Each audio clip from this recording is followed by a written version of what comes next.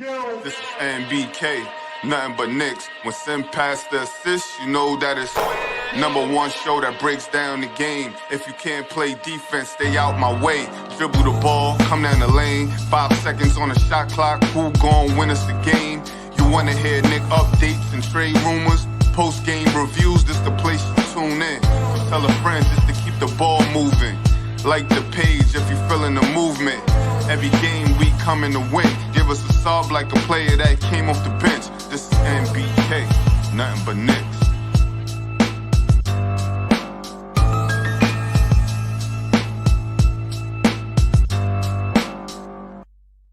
Knicks family, what's poppin'? Is your boy, ladies and gentlemen. Day 3 of Knicks training camp, folks. And not much news to come out, but a little bit of news. Some of the big news to come out is Mike Brown speaks on OG Anunoby and whether or not OG Anunoby, or he believes that OG Anunoby, every year, if he wanted to, could be a first team all defensive player. I agree. I think OG could be. The thing about OG Anunoby, and I'll play a clip shortly. The thing about OG Anunoby, ladies and gentlemen, is I think it's all mentality. OG his mentality seems to waver, right? When he is expected to be the guy, he can be the guy. We've seen OG have nights when he comes out and he drops 30 because Brunson's not there, or Cat's not there, or Bridges isn't there, right? We've seen OG show that ability. We've seen OG sometimes get mad and get aggressive, go to the rim and try to bang on somebody. We've seen OG take over games, right? And he does it when he needs to do it. And when I say when he needs to do it, I'm meaning he does it when other players aren't there. But when other players are there, when Brunson is there, when Cat's there, when the full roster is intact, he steps back. I think that's a mistake by OG, because I do believe that OG Anunoby could. I think OG Anunoby can really elevate his game.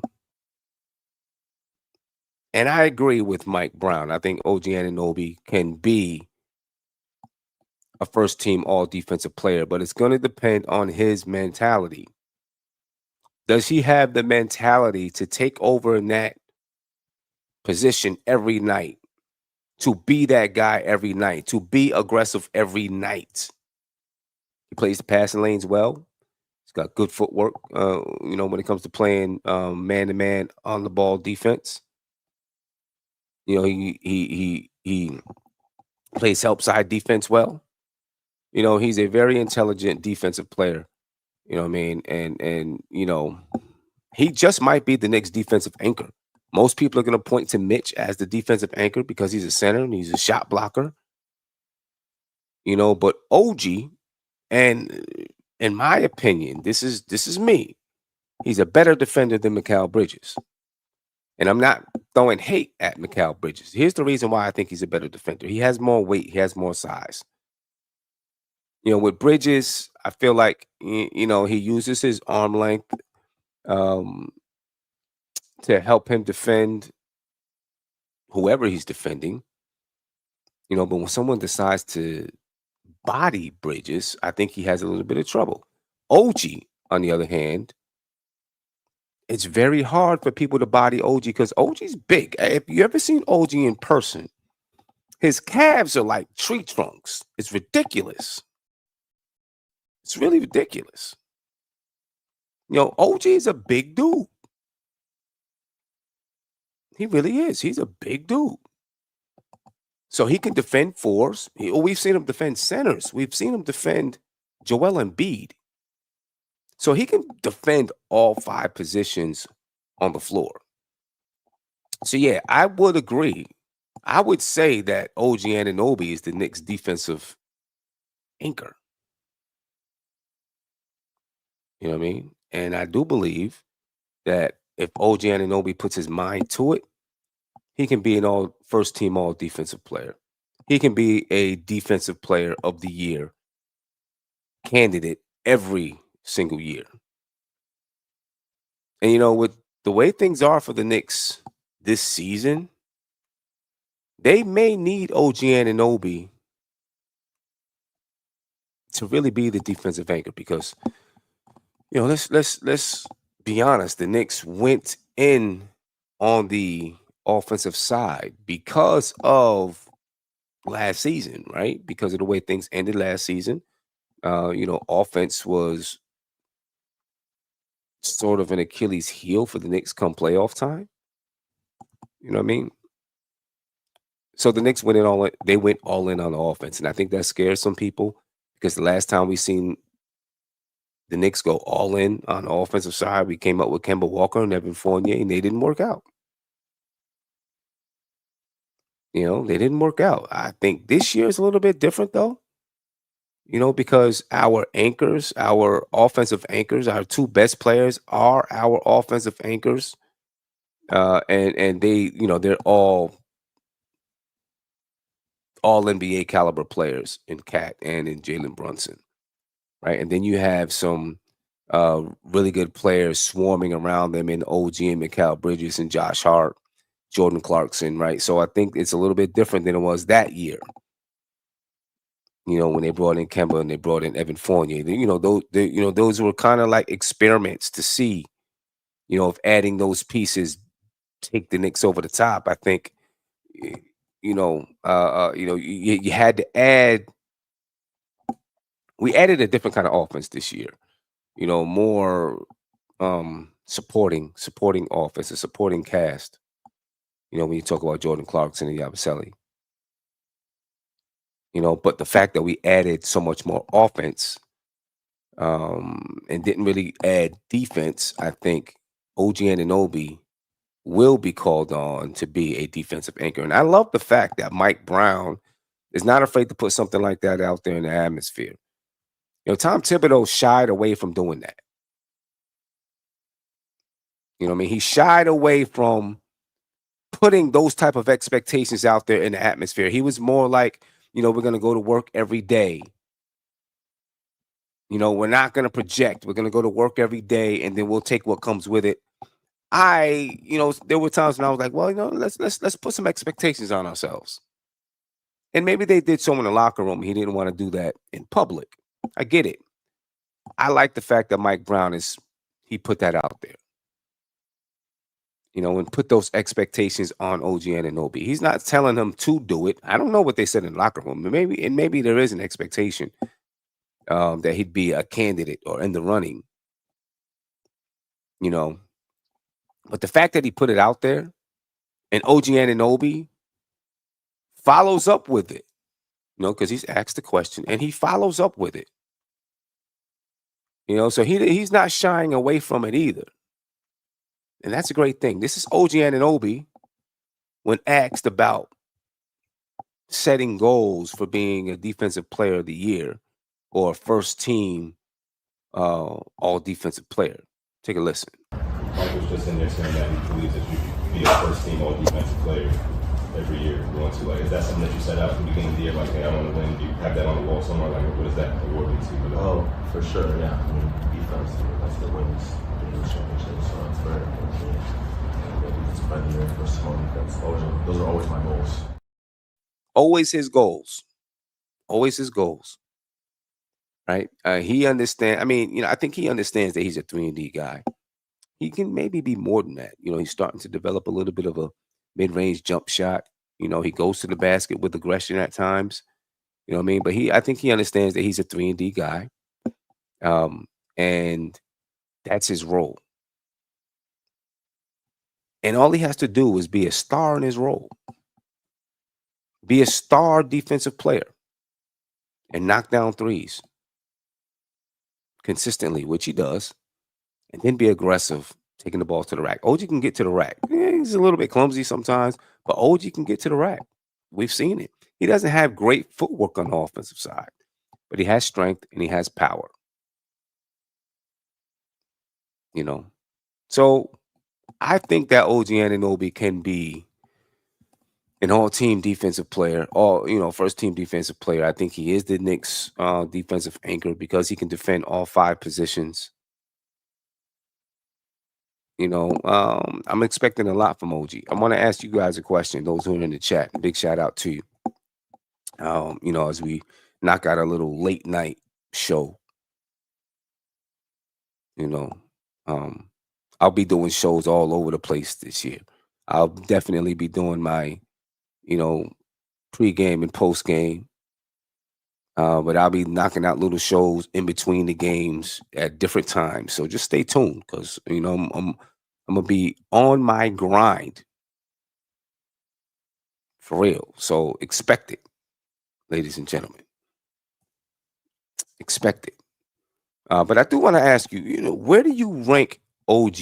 And when we look at the top 4 players on this basketball team, which most consider to be Jalen Brunson, Karl Anthony Towns, Mikal Bridges, and then OG Anunoby. Do you look at OG as the 3rd best player on this basketball team, or is that Mikal Bridges for you? I mean, based on last season, and we'll see how Mikal steps up this year. Based on last season, though, I look at OG as the 3rd best player on this team. Maybe Mikal has more finesse, a little more finesse than OG. Um, but I think OG's a better defender, and I think he's stronger offensively. I think he has because of his ability to post a little bit, right? He can bully people inside. I think that gives OG the edge over Mikal Bridges. And it's no diss towards Mikal Bridges at all. You know what I'm saying? He's going to play a pivotal role in whatever the Knicks do this year. If Mikal Bridges has a monster year, if Mikal Bridges has a monster year, you'll see the Knicks in the finals. You know what I mean? If OG has if both of them have a monster year, wow. Who knows? I'm not trying to jump the gun yet. You know what I mean? But I think OG is the 3rd best player on this basketball team. I don't know if he looks at himself as the 3rd best player on this basketball team. Right?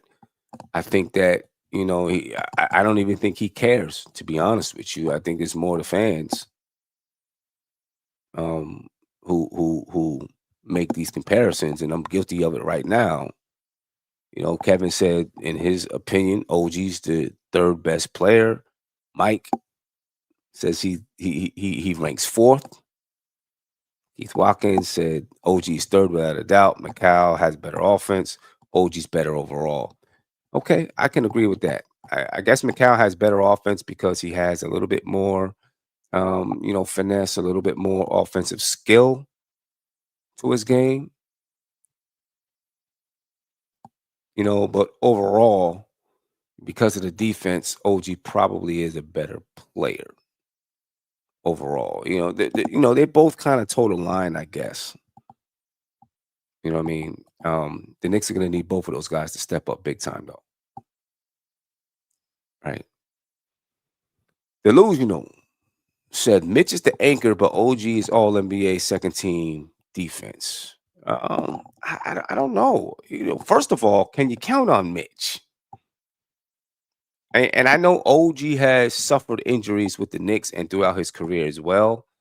I don't know if he's spent as much time off with the Knicks as Mitch has, but Mitch can only defend one position.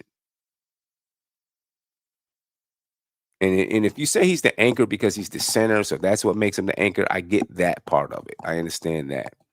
If that's the reasoning for him being the anchor.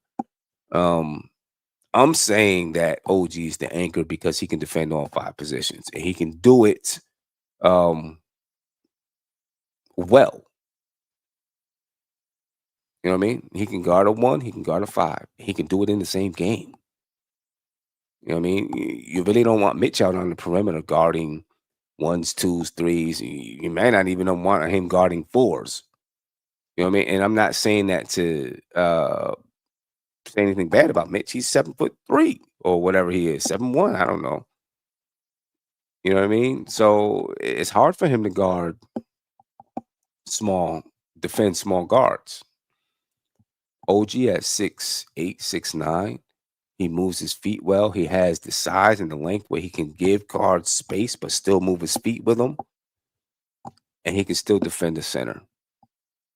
You know what I mean? That's why I give OG that anchor title.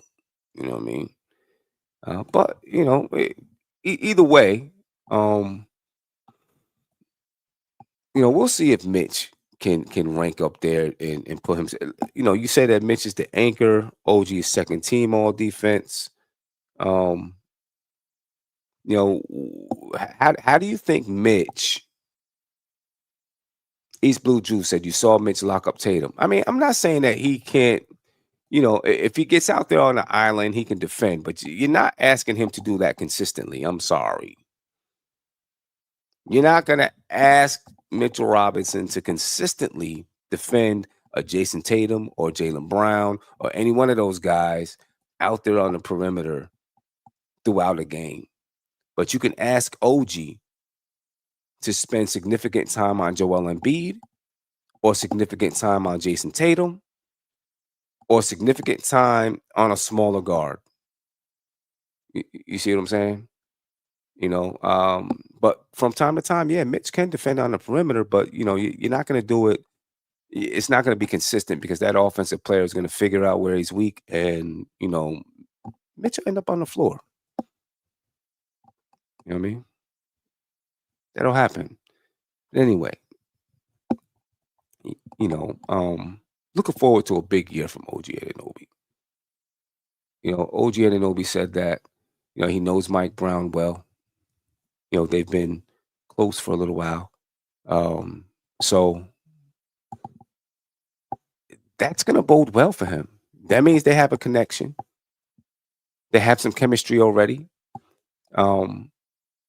And that's I think that's going to lead to OG opening up a little bit more. Maybe Mike Brown is going to know how to speak to him, talk with him. I think OG is the kind of player that needs a coach to say, this is what we need you to do consistently. And Mike Brown might be the guy to do it. You know what I mean? He just might be the guy to do it. Ladies and gentlemen, I want to hear your opinion. Give me a call, 516-362-5212. Give me a call. I want to hear what you think about OG Anunoby. I'm going to move on to the next topic, but what you think about OG Anunoby? Him being a first team all defensive player, being the defensive anchor for the New York Knicks. Let me know what you think about it. I want to talk about Jalen Brunson. If you've seen Jalen Brunson throughout training camp, ladies and gentlemen, he looks lean, right? He looks very lean. I'm impressed by what I see from Jalen Brunson. Brunson's always been a little chubby, kinda. Chris Paul is chubby or something like that. Not really like flabby, but a little chubby. But he looks lean. He looks a little more cut this year. And he's obviously taking this season very, very serious and understanding that Mike Brown is the coach and that Mike Brown wants him and the team to play faster. And in order to do that, you got to be in shape. You got to be ready. So I think he prepared himself to be ready. Who knows what kind of diet or whatever he did. I don't think they went into that kind of a detail. But he looks cut. He looks ready. I'm preparing to see him play faster, look faster on the floor. And you know what? Being a little slimmer will help him be a better defender as well. Jalen Brunson on his weight loss. What are you at right now, weight-wise? Why was it important for you to be a little lighter? it was important for me to be a little lighter just throughout the course of the season. It wasn't even really me being lighter. I'm not that much lighter. Definitely more toned and like that, but it's just important for me to obviously get my body in the best shape possible I can and go from there. Okay, so he said he's not that much lighter, but he's more toned. So I guess what that means is he shed the fat and added muscle,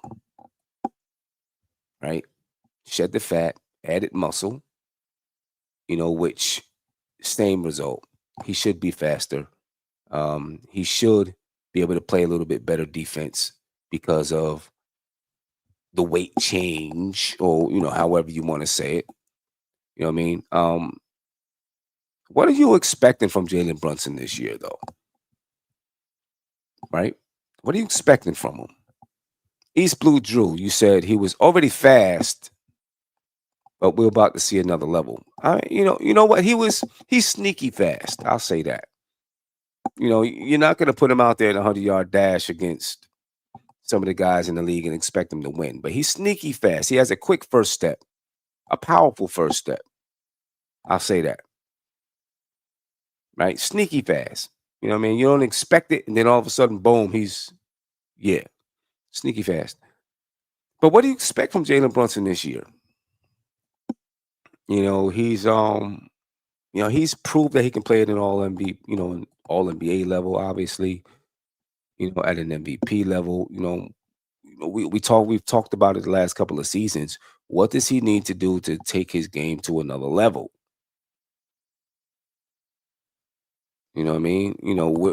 How does he take his game to the next level? Is it about game decisions? Is it about just understanding the game and who he has on his team with him? When to get guys the ball? Because there were times last season, and I don't know if it was due to Tom Thibodeau or if it was due to Jalen Brunson, but there were times last season when it seemed like Brunson really was pounding the basketball. Right? Pounding the basketball, chewing up the clock, dribbling the ball for 15, 16, 17 seconds, and then taking a shot. When you didn't really know if it was Thibodeau or if it was Jalen Brunson or if it was the lack of offensive creativity, with the basketball team. You didn't really know. I think we'll get an idea of that this year, when we see how Brunson is playing. All of that doesn't matter anymore when it comes to Thibodeau, because Thibodeau is no longer on this basketball team. But I don't want to see it. I don't want to see Brunson dribbling the ball for that long. I want to see him make quick moves. It was the same thing with Melo, right? Melo would get the ball at the elbow and hold it and jab step and hold it and jab step and then take a dribble and then pull up the midi or spin his way to the basket while everyone else is standing around watching. You know what I mean? That makes the offense very predictable. That allows defenders to defend multiple positions at one time. And we've seen a lot of the same thing with Brunson last season. Dribble. It just so happened that people couldn't stop him on most nights. The only person that could stop Brunson was Brunson. So we don't want to see Brunson, having a dribble escapade. We want to see the ball moving. We want to see players moving. I want to see the ball moving with pace around the perimeter. I want to see an up-tempo type of a flow to the basketball game. That doesn't necessarily mean, just fast breaking up and down the floor, but even in a half-court set. And I think that's going to bode well for Jalen Brunson as well. It's going to be less work on his body. Even though he's in better shape, it's going to be less work on his body, right? If he's if the ball is moving, because he can play off the ball, he can let his body rest, and you can use that one-on-one ability, in clutch situations. You know what I mean? I think, if we're going to have more possessions, some people say, well, if he's not touching the ball, he may not get his numbers. I don't think that's necessarily true. If we're playing a faster game, a more up tempo game, there's going to be more possessions, so he'll still get his touches within those possessions, right? And he'll still get the chance to put up his numbers. You know what I mean? So I think that will it's going to bode well for Brunson. I'm excited to see Brunson be in such good shape. He's always had a little bit of baby fat there. Now, speaking on Brunson, he did talk about playing in Mike Brown's system. And he was asked, how long does he think it would take to learn Mike Brown's system and get used to Mike Brown's system? Let's take a listen to what Brunson had to say in that aspect. And then, I'll chop it up with my man Tony about that as well. Let's take a listen to Brunson. Obviously, Tom, for the last few years, and now this is new. How long do you think that process will take for you to really know where everybody's going to be and understand exactly what Mike wants you to do? Yeah, I necessarily don't know. I don't know how long it's going to take me, but hopefully relatively fast, and continue to get better off of it. I think even with Tibbs the past couple of years, we were still learning how to do certain things. We were still getting better at certain things. So I don't want to say I'm going to master it at any point. I'm just going to continue to get better and better and be more fluent at it. So it's going to be a process for sure. There we go, ladies and gentlemen. It's going to be a process. Take those words with you. It's going to be a process, and it's going to be a process for Brunson to get used to the system, for the team to get used to the system. And so when we start looking at the first couple of weeks, we should expect there to be a process in place. Jalen Brunson is smart. I'm sure he looks at tape. You know what I mean? So I'm pretty sure they're doing everything that they can to get used to the system. And over the summer, they had veterans. They had people coming in to work out. And I'm pretty sure they were putting in some of that system over the summer. Tony, what's poppin' with you, brother? How you feeling? What's good, Sam? Shout out to the chat. Yo, Black is time. I'm good. Yeah. We talked about a couple of things earlier. We talked about, obviously, we just talked about Jalen Brunson and him getting used to Mike Brown's system, knowing where people are going to be, knowing where he's going to get his shot, so on and so forth. That's a big part of it. We talked about Jalen Brunson losing a little bit of weight, or maybe getting in more shape, not necessarily losing weight. We talked about OG Anunoby being the defensive anchor of this basketball team. You know what I mean? So let's start with Jalen Brunson and him getting used to Mike Brown's system. How long do you think it's going to take Brunson to get used to the system, to know where his teammates are, to know where he gets his shots from? I mean, he has the biggest adjustment probably than anybody on the team, considering what we're looking at, the changes we're looking at. Tom Thibodeau relied on Brunson in crunch time, relied on Brunson more than anyone else. And if we're trying to defer from that, he's probably has the biggest adjustment.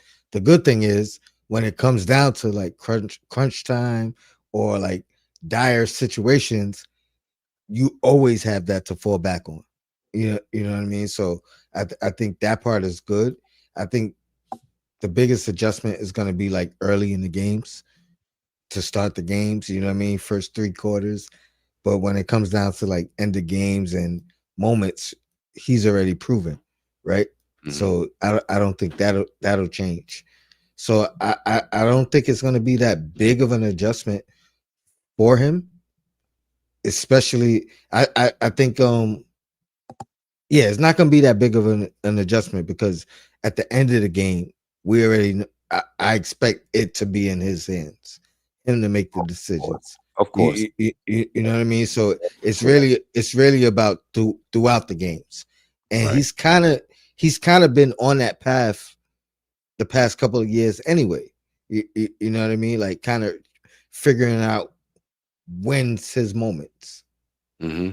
You know what I mean? So I think it's a benefit for most other guys, and as long as he buys in, I think it shouldn't be that hard. I think the only thing about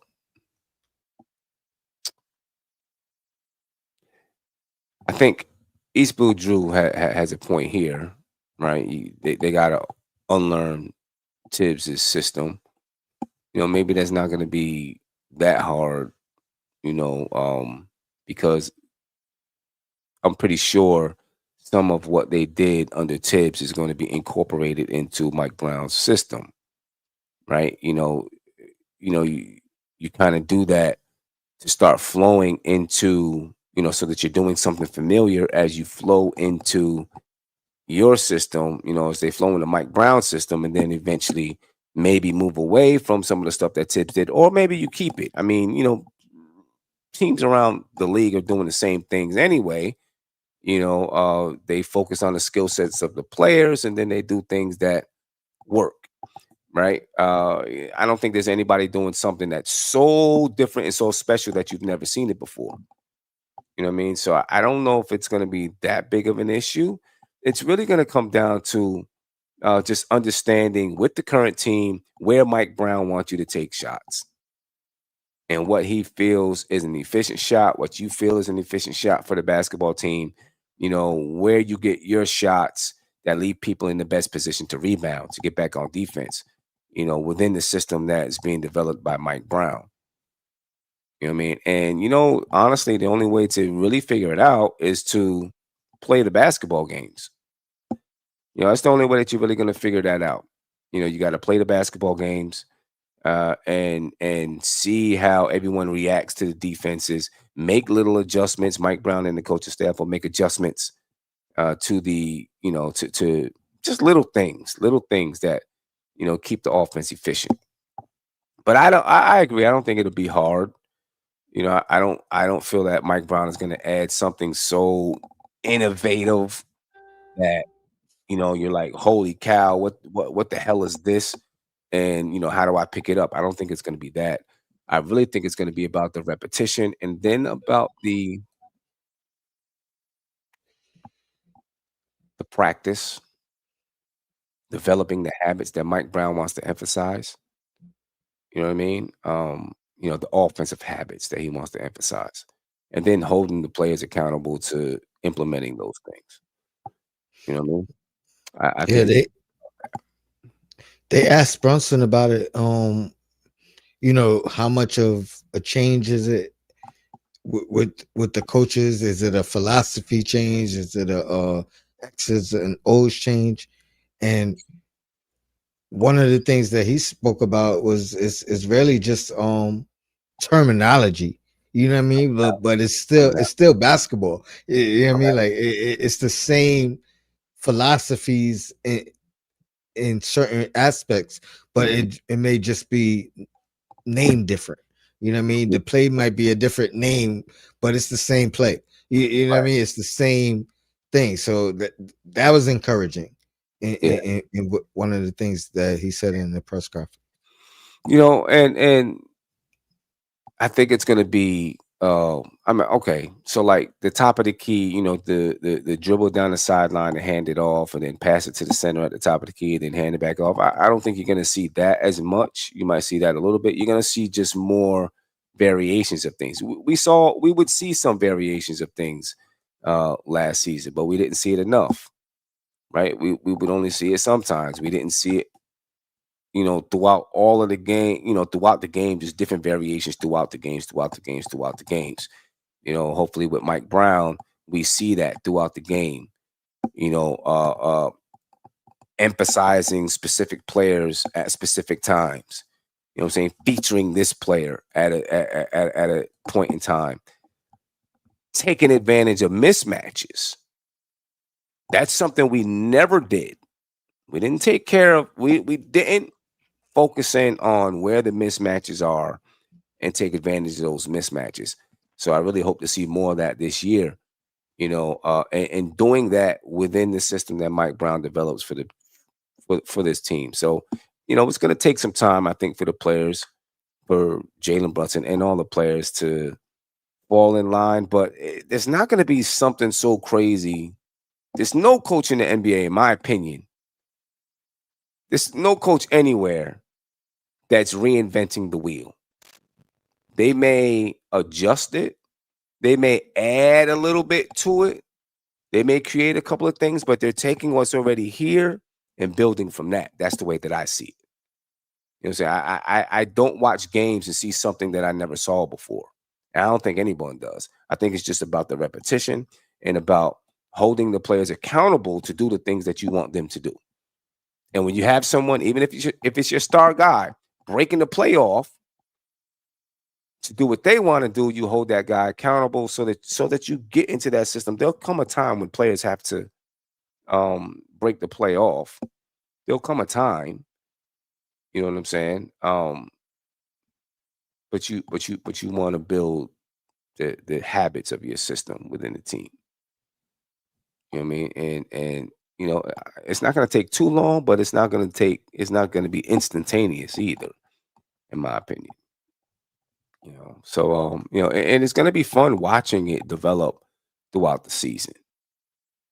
And here's this guy already. We haven't even started, but my man Sean Richardson in preseason form.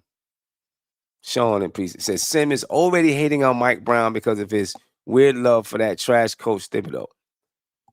Obviously, Sean wasn't here last night, where I professed my support for Mike Brown. Sean, I professed my support for Mike Brown, and I said I'm giving him just as much support as I gave Tom Thibodeau.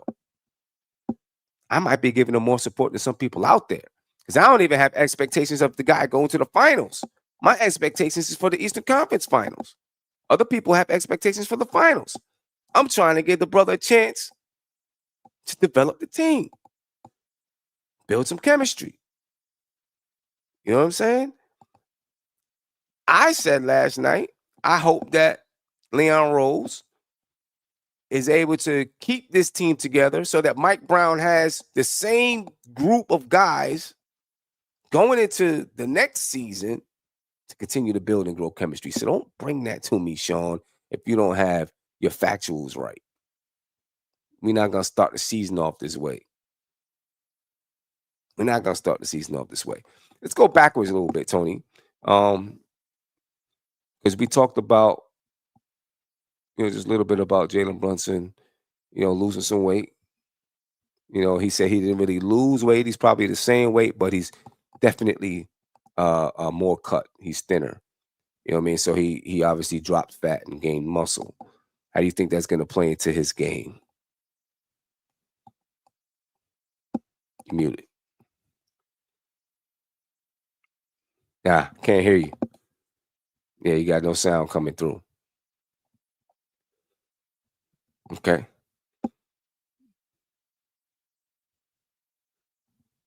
Nope.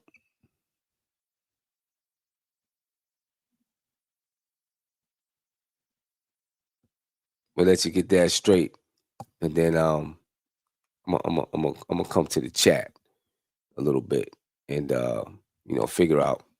Excuse me for mess up here, ladies and gentlemen. We'll bring that back here. Let's talk about Karl-Anthony Towns, because Mike Brown said that he's going to use Karl-Anthony Towns all over the place, right? So, I mean, is he playing a new role? That's what I have titled up there. Is he really playing a new role? I don't know, but he's going to have Mike Brown. I mean, he's going to have Karl-Anthony Towns playing in different positions. So he was kind of compared to Sabonis, right? One of the media people asked him about, are they going to use? Is he going to use Cat similar to the way that he used Sabonis? I guess.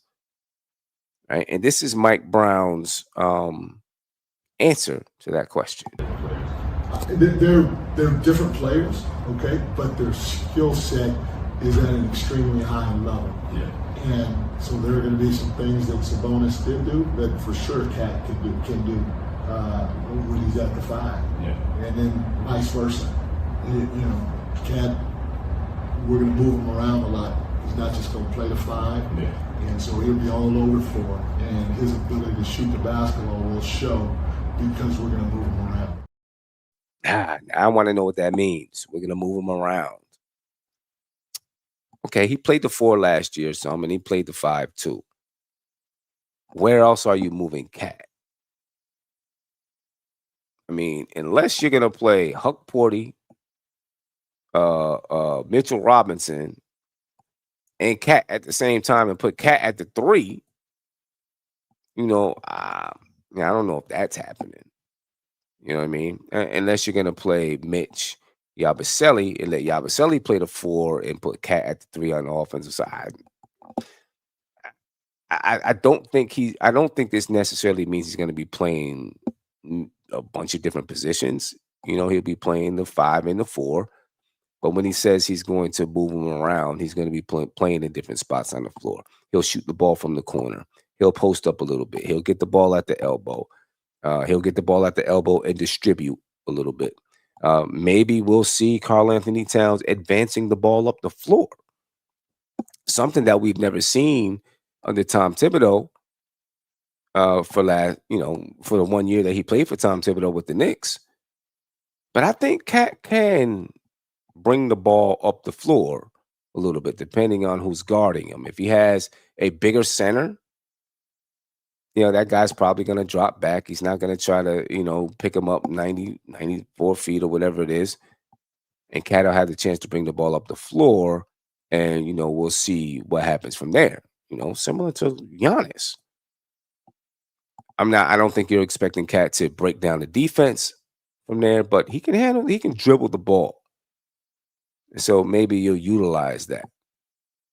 Right. I'm interested to see what areas of the floor, any new areas of the floor that Karl-Anthony Towns is going to be on in this year. You know what I mean? Sean said he means move Cat all around on the court on offense. Cat can do that. Yeah, he can do that. He can, like I said, he can shoot the 3 from the corner. He can shoot it from the wing. He can be on the elbow. He can be in the post. He can pass from the elbow. He can pass from the post. I'm not real confident in his post-up ability against certain players. Let me say that. He doesn't use his lower body well. But Cat, Cat can be used all over the floor. And I'm interested to see the different ways that Mike Brown decides to use Cat, because he does have some handling ability. Matter of fact, I'll be honest with you. If you see Cat and Mitchell Robinson on the floor together, which I think you will, because Mitchell Robinson was spotted in a, rocking the blue jersey, which is a starter's jersey. Maybe you see Cat and Mitch in a pick and roll situation. Cat can dribble a little bit, and he can pass. Can he? The decision making, we'll see. You know what I mean? So, I'm interested to see how Mike Brown is going to use Karl-Anthony Towns. You know what I mean? Let's take a listen one more time. What he said about Karl-Anthony Towns and using him in different spots on the floor. For those who are just joining us, Mike Brown sounds like he's got some plans, ladies and gentlemen. Let's take a listen. They're different players, okay, but their skill set is at an extremely high level. Yeah. And so there are going to be some things that Sabonis did do that for sure Cat can do when he's at the 5. Yeah. And then vice versa. Cat, we're going to move him around a lot. He's not just going to play the 5. Yeah. And so he'll be all over the floor. And his ability to shoot the basketball will show because we're going to move him around. Going to move him around. Mike Brown said he's going to move Karl-Anthony Towns around. So, just real interested to see where he moves him. Tony, you have any thoughts on that? interesting, intriguing. Hmm. You know what I mean? Right now it's like two spots, 4 and 5. I seen somebody in the chat said he's gonna put him at the 3. I, I I don't know how that's gonna work, but maybe a 3 big lineup. You know what I mean? Him, Mitch, Yabusele. We might see some of that, and I don't know who's at what position, but you know what I mean. Yeah, I mean, Whatever. I think you can definitely see him, him, Mitch, and Yabusele on the floor. Um, I guess you know on the offensive side, it doesn't really matter if you're the 1, the 2, the 3, the 4, whatever. It really depends on who you're guarding on the other side. You know what I mean? I don't see Cat guarding threes on the other side, so he'd likely be guarding other fours. So I think he's still going to be at the 4 and the 5. It's just offensively he's going to be using different spots on the floor. Well, Sim, what have you been calling for the last 4 years, 5 years? Yeah, I What mean, if you play in a zone, that mhm, changes everything. right, right. You know, right. If he's playing the zone, can he? Depending on if he's playing, if you got Mitch and Yabusele and Carl Anthony Towns on the floor and they're playing a 2-3, that means he's got to be in the corner, which I guess he can be okay because you got Mitch in the middle. In case somebody breaks down past him, you have Yabusele in the other corner. Again, you got Mitch in the middle. If they're doing like a 1-3-1, that means he would probably be out on the well. No, if they're doing See, a 1-3-1, then you probably would still have Mitch under the basket, rotating from box to box, maybe a little farther out than that, and then Cat can be on the foul line area in the middle, and then you have two other wings out there, hey, Yabusele and OG, or and then McCall up top or whoever. So you could do that in a zone. If you're doing a 1-3-1 zone, you could have it set up that way. And so still Cat is still, not going out on the perimeter. He's still hanging around in the, foul line paint area. You know what I mean? So, there's gonna be some options there. On the offensive side, he can be anywhere on the floor. to me, the zone is really about discipline. You know what I mean? Especially if you trying to hide uh um somebody who's not a plus defender. Hmm. Now they have a smaller area to kind of navigate in, and I don't think the responsibility is as dire. You know what I mean? Like, because they don't have to follow their guy and make reads per se, or make the same type of reads per se. You know what I mean? You cover this area. This is your area in a zone. Right. I think that makes it simplifies things. Yeah. It's gonna be interesting, man. Um, I really want to see where he's gonna use Cat throughout the season. Different ways he's gonna use him. You know what I mean? I feel like different ways he's gonna use everybody. Yeah. To you know what I mean? To be I mean, honest, like yeah. I mean, I agree with that, and the reason why I really put the emphasis on Cat is because he's a 7-footer that does have some ball handle skills, that can shoot the three, that can pass. So being able to use Cat means that you might be forcing a team now to being able to use Cat in some other areas on the floor that maybe he hasn't been used might now mean you're forcing a team to do something defensively that they didn't want to do and maybe they're not used to doing. And so that can give you an upper hand. You know what I mean? I mean, the way that you use McCall, you can use him in a bunch of ways, but people are probably used to guys who are 6'6" being used in that way, right? The way that you use OG, even if you use them in a bunch of different ways, teams are probably used to a guy who's 6'8" being used in that way. that's a good But point. using Cat in some different ways, Like this, let's just say, for example, he said, "You know what? I'm gonna have Cat come off screens and knock down threes." Right? It's only Who gonna you be putting on him? yeah. Who you put? Who you putting there? It's only gonna be a couple of centers that would be able to run with him through it. So now you got to figure out, okay, what do we do? How do we do that? You're right. So now you put a team in a position that they not may not be used to defending.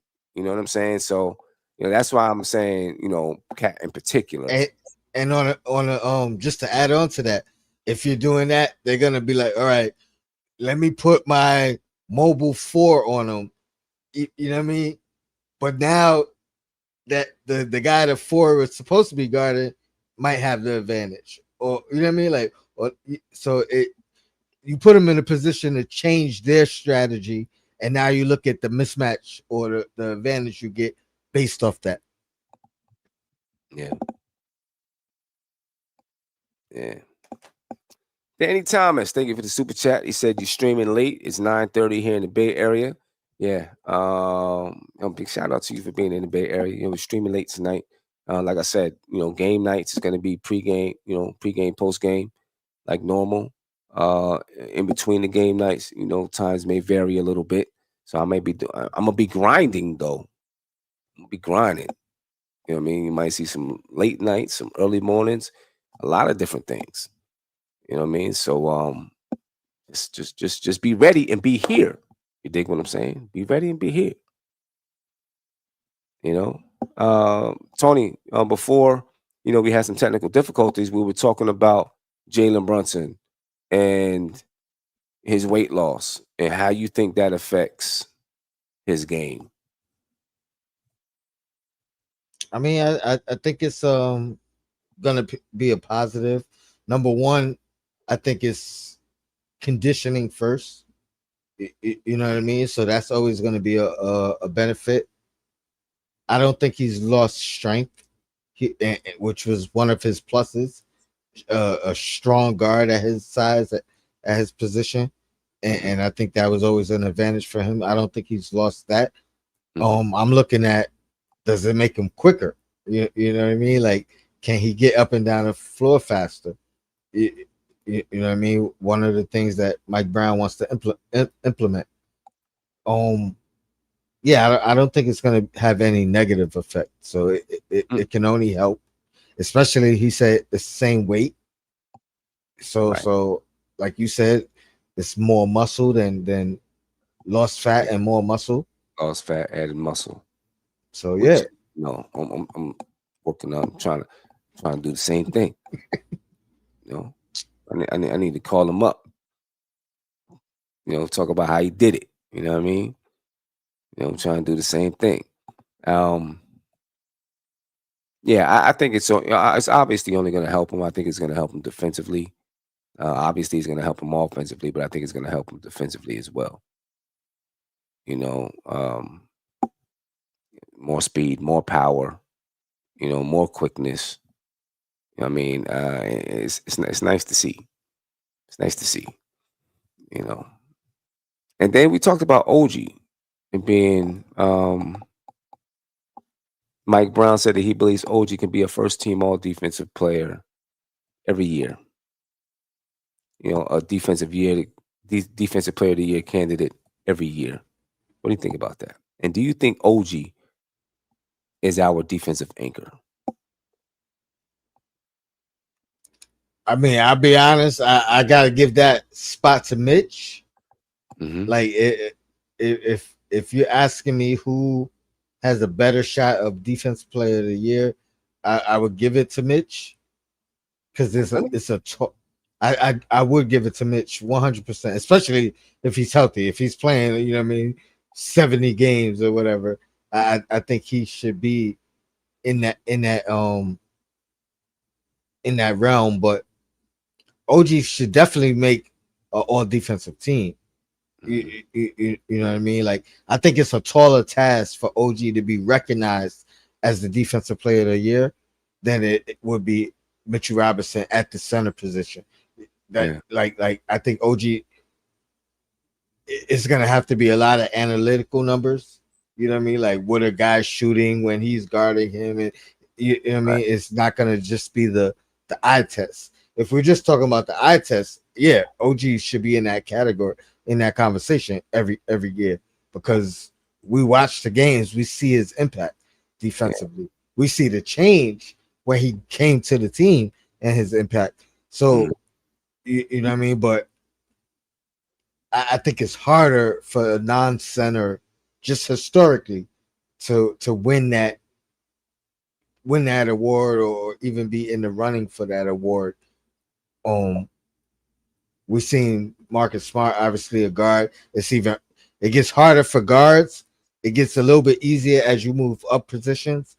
You know what I mean? So I think he has a better chance than a guard winning it. But I think it's always center, power forward, small forward. You know what I mean? I think it trickles down as far as like who's in the runnings year in and year out. Yeah. I feel differently. I feel that I feel OG. I think he's the best defensive player on the team. Um, I think he's the anchor because he can defend all five positions. You know what I mean? You can put him at the one, you can put him at the five. You know what I mean? And he can do it consistently. I know someone earlier brought up, well, they seen Mitch lock down Jason Tatum. Maybe you can do that for a player or two, but you're not gonna say, Mitch, your assignment is Tatum tonight. You know what I'm That's saying? fair. That's But I fair. think you can take OG and you can say your assignment is Joel Embiid tonight, or you can say your assignment is Jason Tatum tonight, or your assignment is a smaller guard. You know what I mean? So I think OG has more flexibility around the court, and that's why I think he's the best defensive player on this team. You know what I mean? Do, Even better than Bridges. do you think this was something that Thibodeau didn't utilize in the sense that once we got Bridges, that was his job? You know what I mean? And I'll say that it wasn't. Bridges was like point of attack. Like whoever was the point of attack player, do you think it should have been OG? No, I think OG was utilized well defensively. You know what I mean? We've seen him on Joel Embiid. We've seen him on Jason Tatum. We've seen him on the point of attack. Yeah, but I think that wasn't every his assignment changed game to game, and Mhm. not even game to game, but throughout the game. You know what I mean? So you're right. We've seen him guard multiple positions throughout the game, but it was never you're guarding the best guy night in and night out. And that's what I'm asking. Do Yeah, you think that should be his job? Who I don't like think I don't think every night? um no, I think because of his versatility. So that's the luxury of having a McCall and an OG. You can take one and say, you can be our versatile guy because we can use you all over the floor and we may need you in that situation. And you can be the guy that guards the best player. You know what I'm saying? Um, so I You, don't think, because I think the best player, for most nights, most nights, the best player on the team is going to be better than whoever's defending them. Is going to be able to score over whoever's defending them. You know what I'm saying? They may have some nights that they're off, and so your best defender is really making it, really tough on that guy. You know what I mean? And hopefully keeping them to a low shooting percentage and stuff like that. So if you have, capable defenders, you can say, okay, this one is going here, this one you're moving around. And I think OG, because of his size, you need him to be able to move around because sometimes you might need him to guard power forwards. You know what I mean? Even though the best player is Jason Tatum, he might have to, or whoever, he might have to guard a power forward or a center. You know what I mean? So I think he's a good. I don't think McCall has the size to move around like that. I think McCall can go 1 through 3, depending on who the 3 is that night. You're not putting McCall on a 4. that's fair. Unless the team is playing really, really small. He's But definitely OG is definitely our most versatile defender. Yeah. Like hands Mhm. down, hands down. Yeah. You know what I mean? Yeah, yeah. You know, for sure. You know, I'm just hoping OG remains aggressive this year. You know what I'm saying? And takes his game to another level. We're gonna need both those guys to take their game to another level to win a championship. You know what I mean?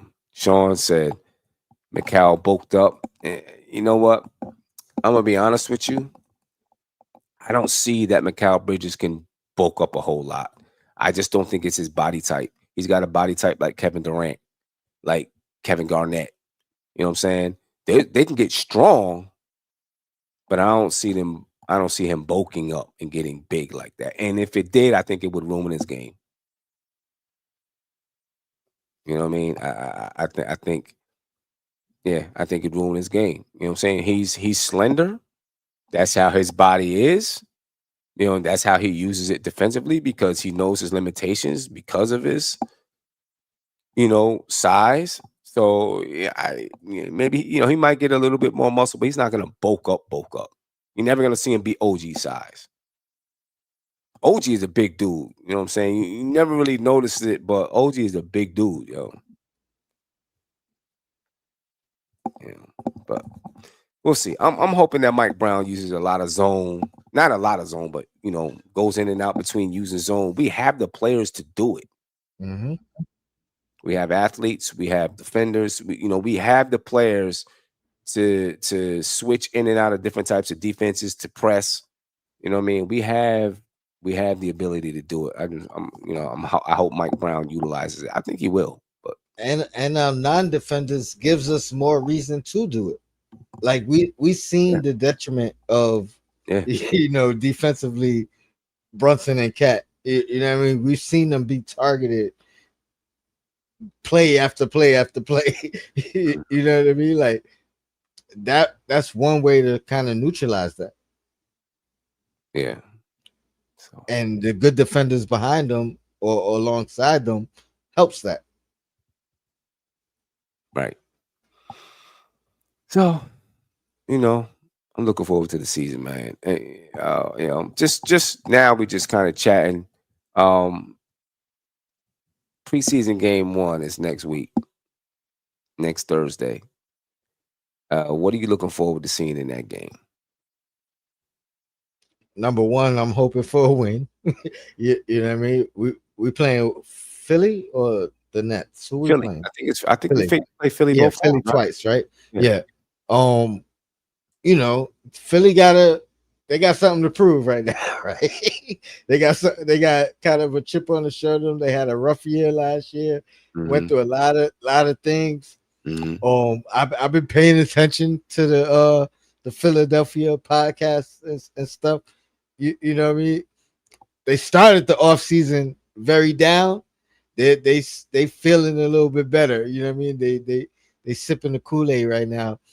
So and it seems like guys they did have an injury with McCain, but it seems like guys are coming in healthier than last year with better spirits than last year. So um they're gonna have something to prove. I think we win it though. Ultimately, I think we're too deep of a team, and I think that's what's gonna carry us all year long. Our depth, something that we never had in the past couple of years. So I think our depth ultimately gets us the win. Yeah. Yeah. But definitely looking forward to the new schemes and things That's that we never seen before. that's exactly what I'm looking for. I want to see how he uses the lineups. How he's using the players. The style of play, the philosophy of play, how quickly the players are picking it up. I want to see what they're planning to do defensively. How are they mixing up the defense? Things of that nature. You know what I mean? I can't wait. I can't wait. The expectations are so high. Like like you said, I want to see wins in preseason. I want to see wins in preseason. I want to win the in-tournament championship. I want it all. You know what I'm saying? I feel like Kendrick, I deserve it all. You know what I mean? I want it all. Everything. You know. But ladies and gentlemen, you know, it's 12:47. It's 1:00 in the morning. I gotta get up, go to the gym in the morning. So I'm gonna head out. I appreciate you all for jumping on. You know, I will be on this weekend. You know what I mean? Talk some more Knicks. My setup isn't totally complete yet. Like I'm working off of a TV stand. I got a whole new production desk coming on Monday. You know what I mean? So I'm getting things set up, but you know, it's coming along slowly. But I'm here though.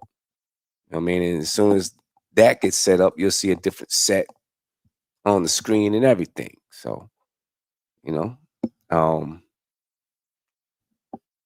Sean said Sim wants it all, but he don't even have the Knicks in the finals. I'm just giving you my expectation. You know, okay. Sean, have you ever heard of wants and needs? Some things you want, some things you need. If you have a certain amount of money, you make sure you buy the things you need and you can wait on the things you want, right? Wants and needs. Similar kind of concept.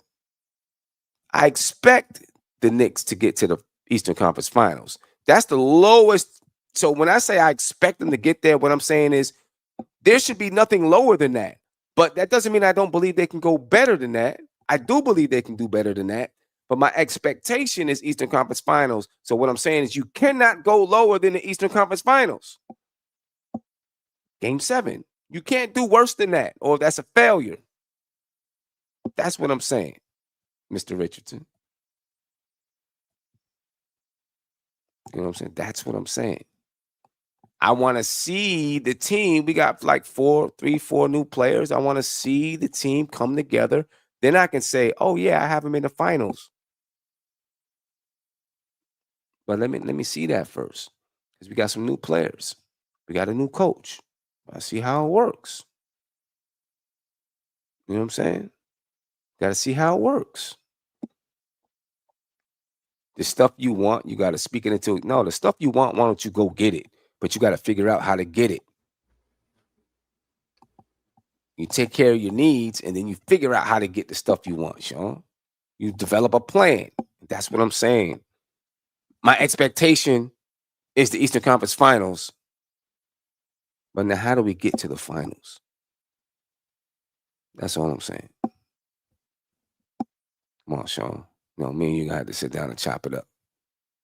You know, make sure your finances is in order. Anyway, I'm up out of here. You know what I mean?